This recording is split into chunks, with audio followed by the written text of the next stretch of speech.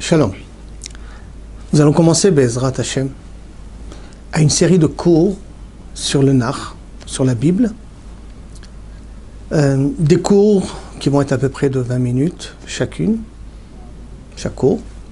Et que, Be'ezrat Hashem, j'espère que ça va nous donner une vision beaucoup plus large de notre histoire. D'autant plus que nos maîtres nous enseignent que le meilleur livre d'éthique qui existe dans notre liturgie, c'est de savoir lire la Bible comme il faut.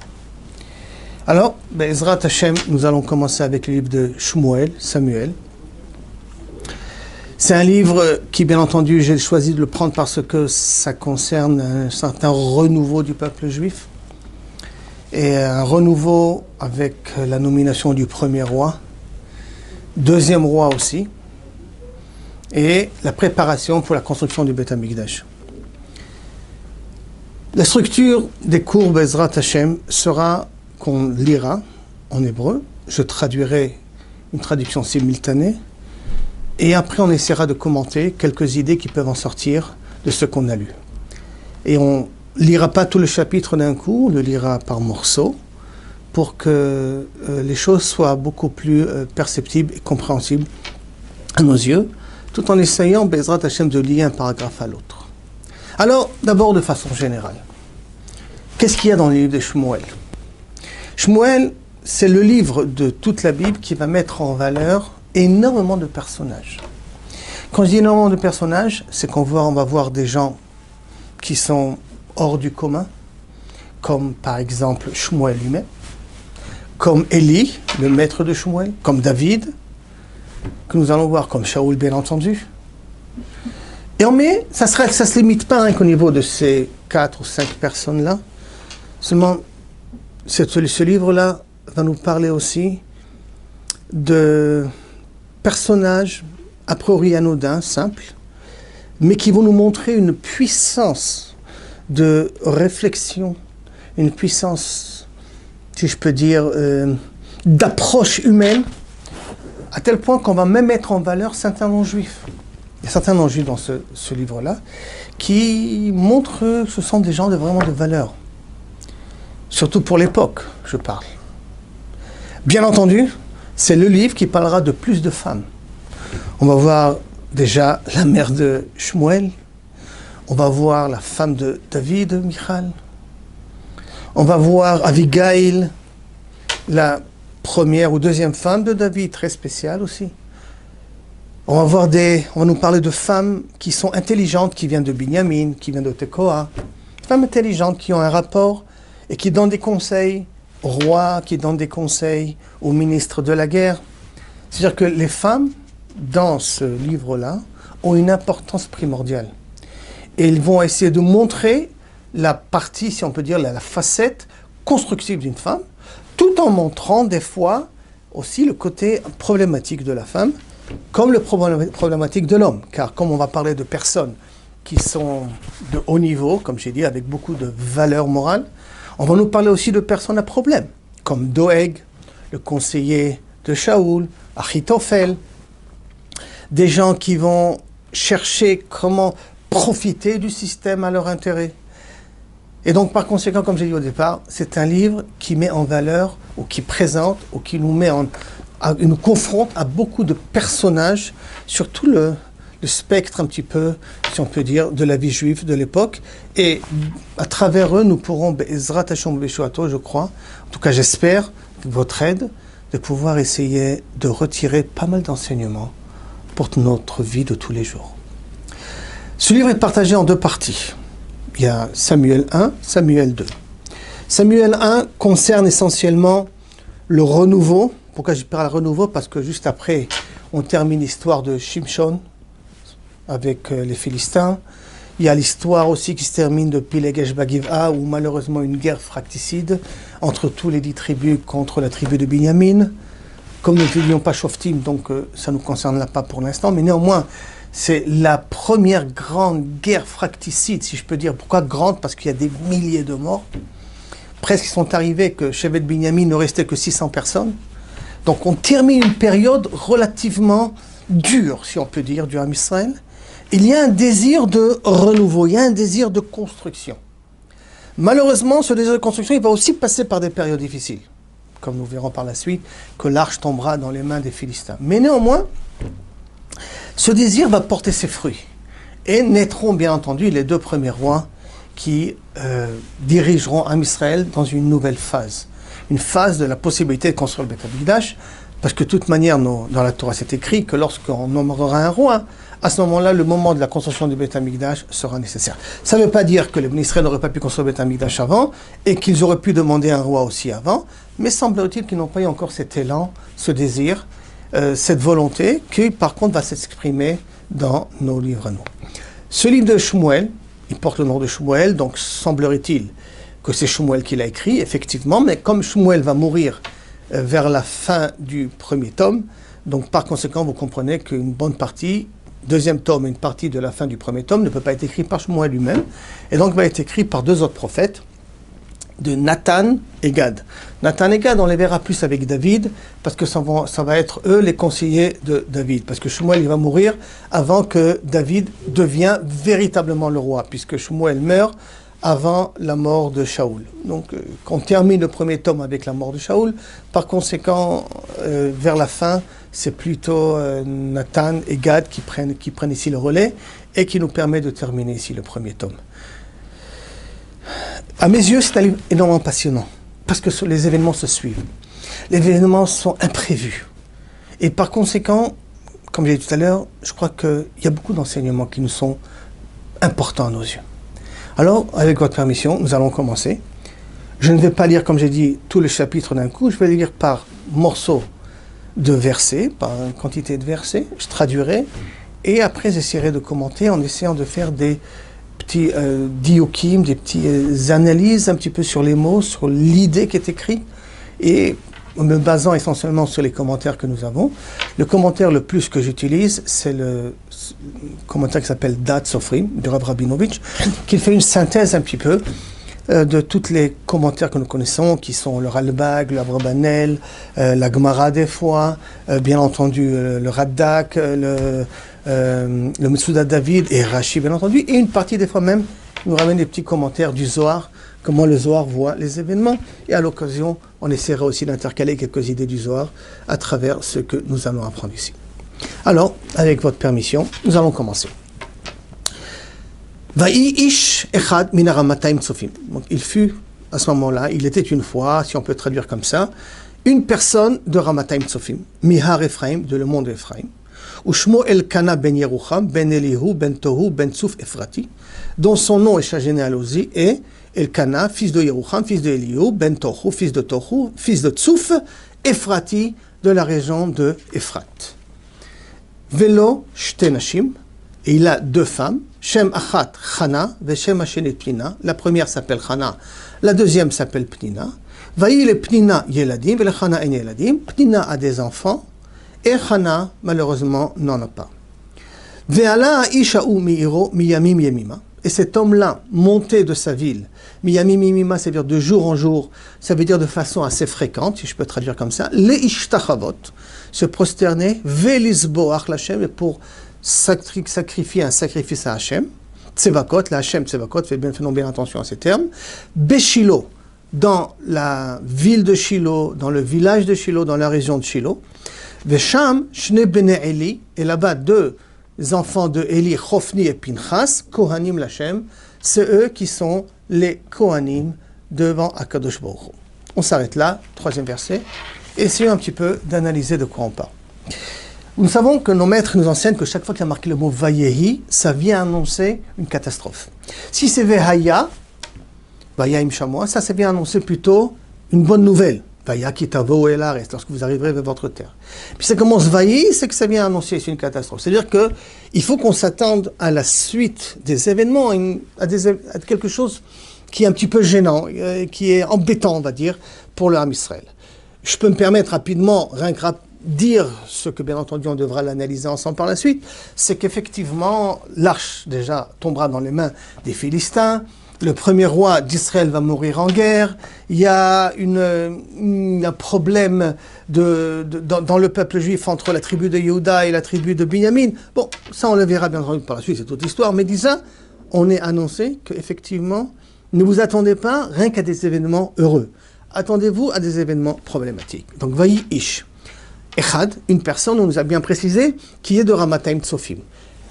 Chazal nous enseigne toujours que le mot Ish veut représenter une valeur élevée de la personne. Ce n'est pas quelqu'un de normal, quelqu'un de commun. Quand on veut dire que quelqu'un est arrivé à un niveau de travail, on met l'accent sur le mot Ish. Ça veut dire que Shmuel, quand il écrit ça sur son père, parce qu'en fin de compte, ça va être son père, Elkana, il nous dit que ce n'était pas n'importe qui. C'était quelqu'un qui était énormément apprécié. Et surtout, c'était quelqu'un qui méritait le titre de Ish. Mériter le titre de Ish, ça veut dire avoir réussi, Baruch Hashem, à faire tout un travail qui l'a amené à un certain niveau. Jusqu'au Chazal nous enseigne qu'Elkana était aussi prophète. C'était un prophète moins connu. Ça veut dire que ce n'était pas un prophète qui est venu, qui nous a laissé des écrits. Parce que semblerait-il que ces prophéties ou ces messages qu'il recevait d'Akadosh Baruch Hu ne nous sont pas de grand intérêt direct, mais néanmoins, il avait le niveau de prophétie, c'est-à-dire qu'il avait la possibilité de prendre le téléphone et de parler avec Akadosh Baruch Hu. Et ce Elkana, c'est une personne qui vient, d'après ce qui a marqué ici, Ben Yocha Ben Elou, Chazal nous disent, c'est une personne de la tribu de Lévi.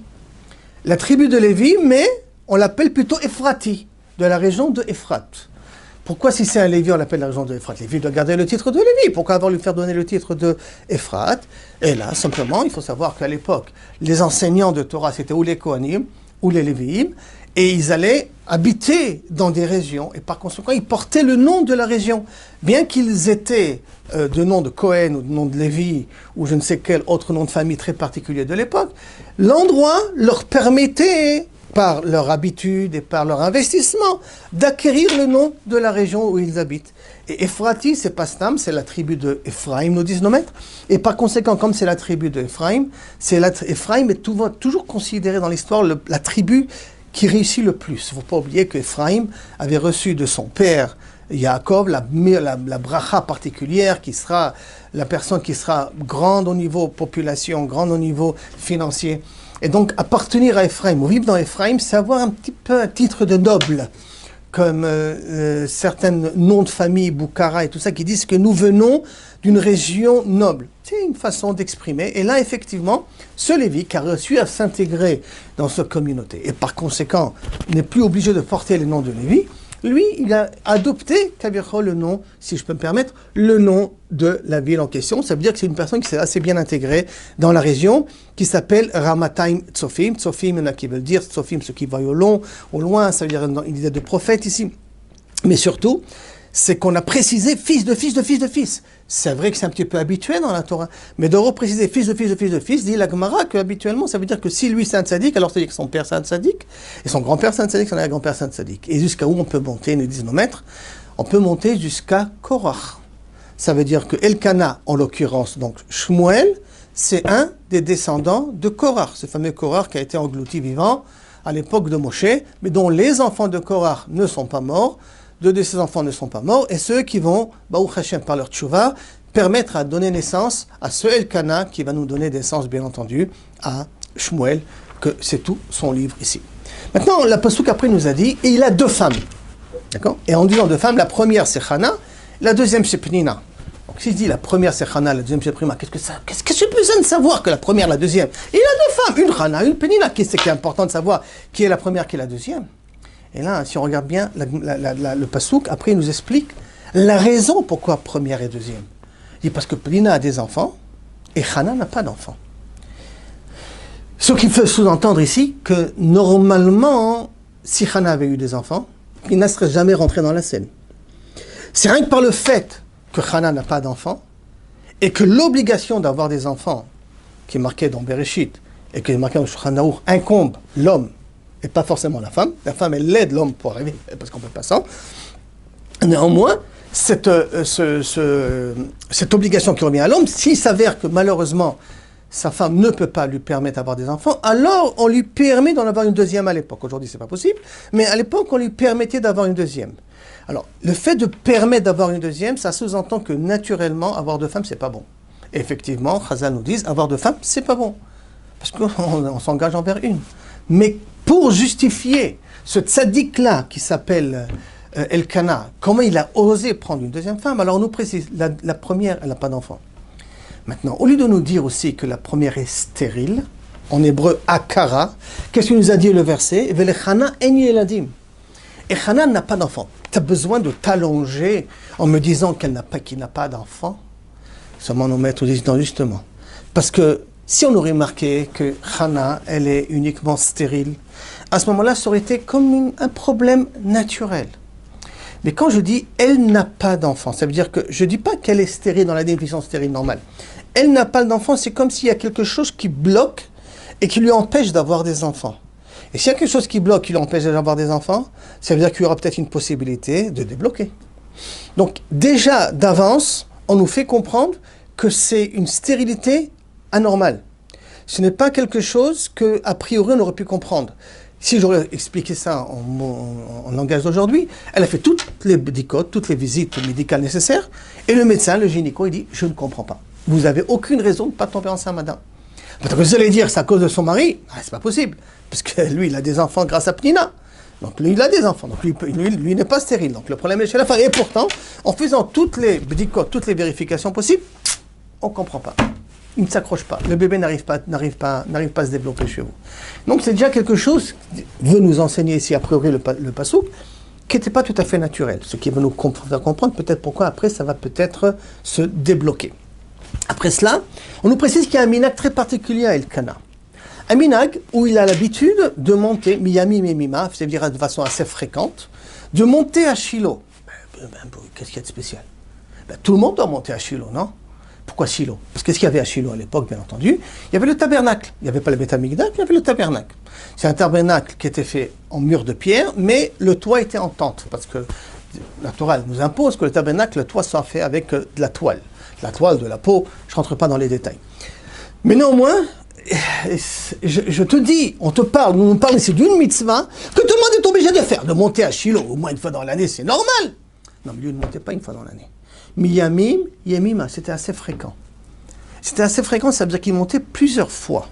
Il y en a qui disent 3 fois, il y en a qui disent 4 fois, il y en a qui disent plusieurs fois. Qui montaient plusieurs fois à Shiloh. Qu'est-ce qu'il y a de spécial?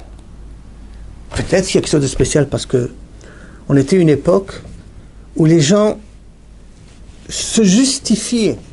Pourquoi ne pas aller à la synagogue? Se justifiaient. Pourquoi ne pas aller à Shiloh? Premièrement, c'est loin.